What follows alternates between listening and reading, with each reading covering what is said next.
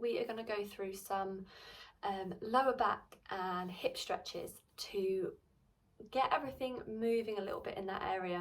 And it's really common with pelvic floor tightness, so if we're like gripping too much and that pelvic floor is a little bit stiff, that actually we're quite tight around our back and hips. And the best way to get it moving is to loosen them off with deep breathing. So the whole way through we're going to be doing our deep diaphragmatic breath, thinking about expanding in that rib cage, relaxing in the chest and not forcing the belly. If you're not sure, then go back to the diaphragmatic breathing video on the foundations page. Okay, so first of all, we're just going to start off with a shell stretch. So starting off in a comfortable position. If it hurts your wrist to be on your flat hands, then you can always go up onto your fists. You're going to take a nice deep breath in. As you breathe out, bum down to heels. Deep breath in, come up to the top. Breathing out. Deep breath in, coming up to the top. Breathing out.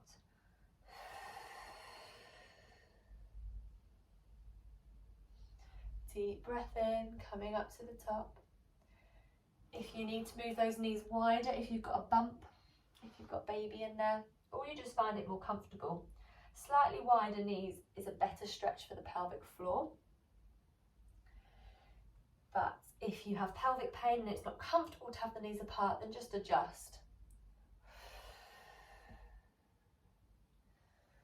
One more.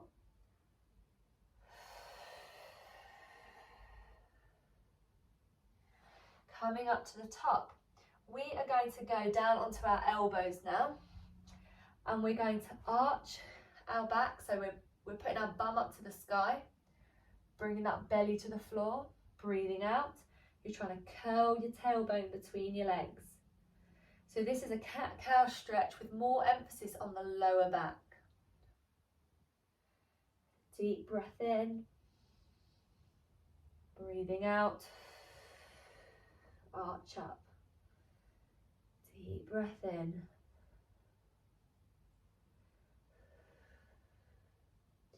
And you can see how much movement you have here. You might find this quite easy to move.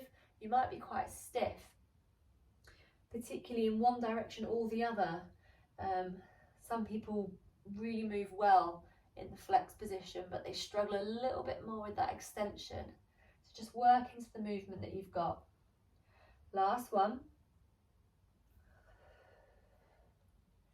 And then we're going to come back up onto our hands, and we're going to do a corkscrew or thread the needle movement.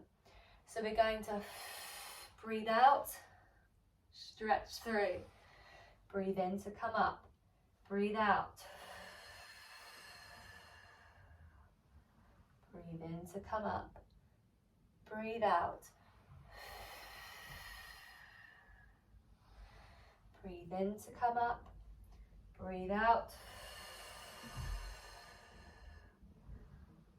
Slowly increasing that range, and if you've got a big bump, you're not going to be able to stretch through, so you might just place your hand through, kind of look up at the ceiling, just trying to get as much of a twist as you can, but you are quite restricted when you've got a big bump, so just work with the range that you can, try and maintain as much as you can, but don't worry too much about really pushing that twist.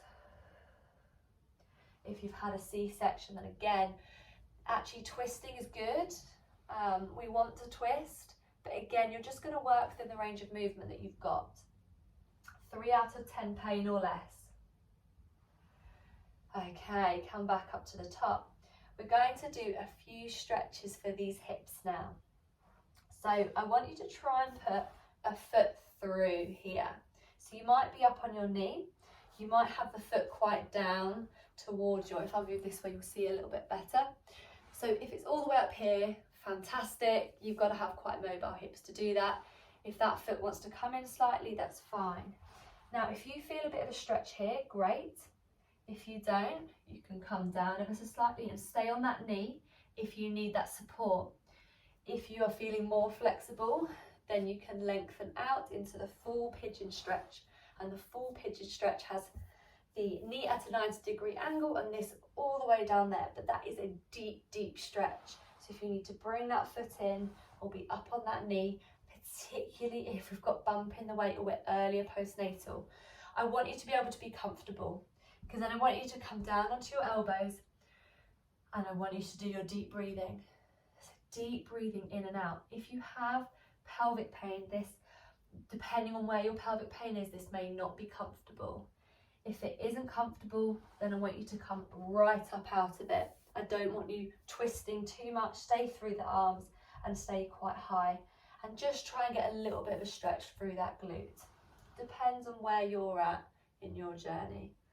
So keep taking those deep breaths for me. And we're going to swap in a second.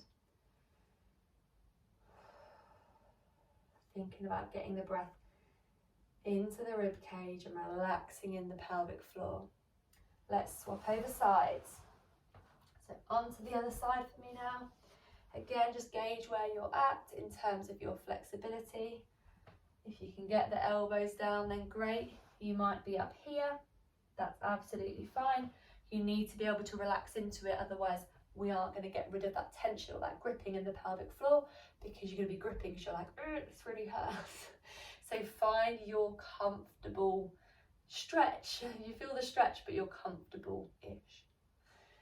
So a few more deep breaths down on your elbows or up on your wrists. Just relaxing in that hip. And then we're going to come back up to the top. Come up, and we're going to go into a lunge position. So 90-degree angles. And then take a deep breath in. As you breathe out, lunge forwards. Breathing in, breathing out. And again, you're just trying to work into that lunge movement so that you feel that stretch. Try not to let the back arch and be arching forwards. We want to kind of keep our pelvic position, our neutral pelvic position. Your neutral will be different to another person's neutral, but just not overextending or trying to tuck that bum in because you think you should be in a real posterior pelvic tilt. Just how you're comfortable, where you start, just try and maintain that as you go into the stretch. Then we're going to move the foot out to the side.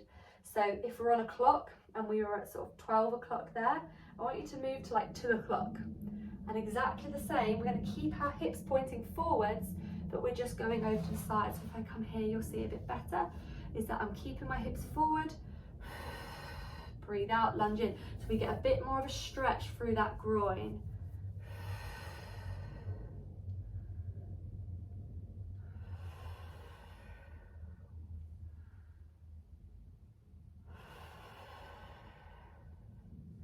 And final one, we're going to bring the foot out to 3 o'clock. And then we're going to lean back. Breathe in. So get that stretch down that side. Be relaxing in that pelvic floor.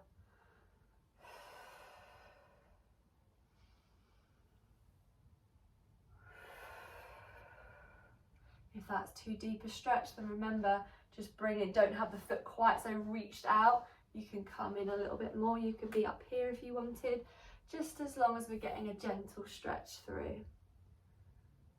And if you really don't like having a straight leg, then just bend that knee as you come down. Last one.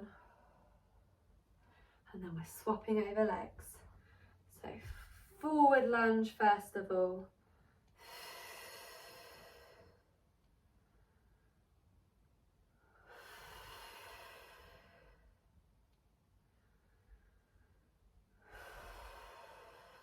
Hopefully we're starting to feel a little bit looser now. And it is hard if you've had any pelvic pain, because often these stretch positions can be a bit uncomfortable, maybe even aggravate. The evidence shows that we want to try and maintain these movements as best we can, but not to severe pain, because that's going to aggravate. So even if you're in this position, and actually that's enough, and you can feel a gentle pull through the pelvic area because it's quite sensitive, but you just do your deep breathing here, that's fine.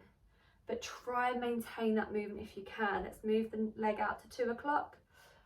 Keep those hips pointing forwards, but just follow the movement of that leg. Breathing out to lunge down.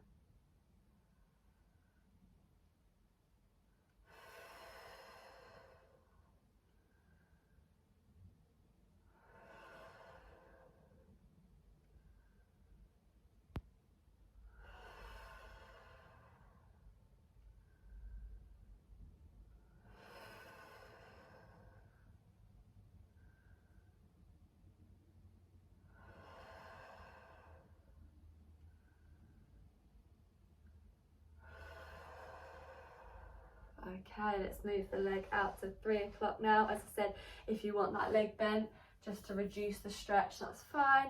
If you're happy to, then we're going to have the leg out stretched, and the further you stretch out with that foot, the more of a stretch you're going to get through that groin.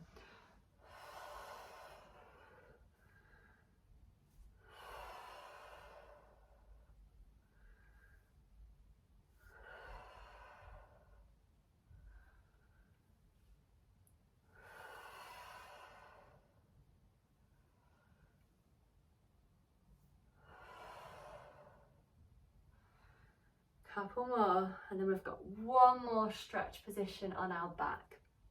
Now, if you are pregnant, it's okay to lie on your back for short periods, as long as you aren't feeling dizzy, faint. Then blood flow is fine, baby's fine.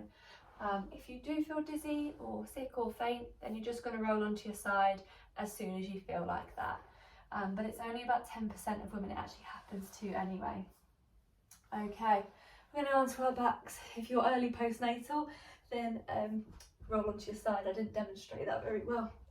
And then we're going to do either butterfly legs, so knees wide apart, relaxing in the legs. If that's too much, then just legs apart, lying down. I think it's like goddess pose in yoga or something, but just nice and relaxed basically. Have a little snooze if you want. If you want a deeper stretch, then we can go into a wide hold knee hug, and you're just going to go back to your deep breaths.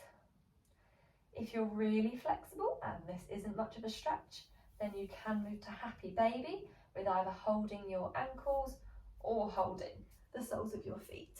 Depends on how flexible we are and how heavily pregnant or early postnatal we are.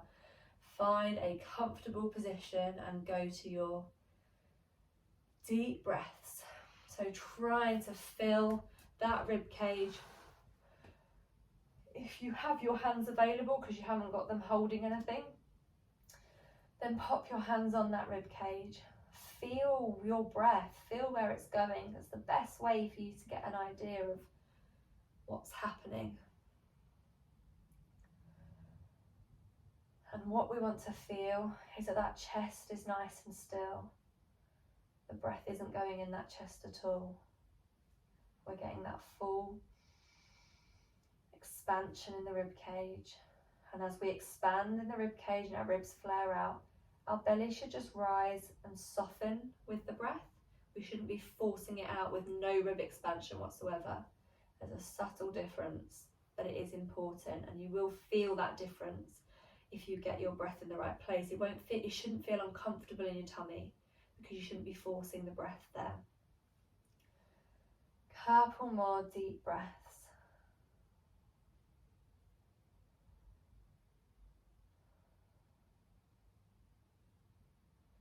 And then we can relax.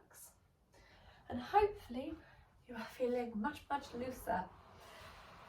Any issues, as always, then you're just going to send me a message, particularly if you found that even the simplest version of those exercises, the least stretch versions, were quite painful for you or just didn't feel comfortable, then drop me a message. Otherwise, hope you enjoyed the class, and keep in touch.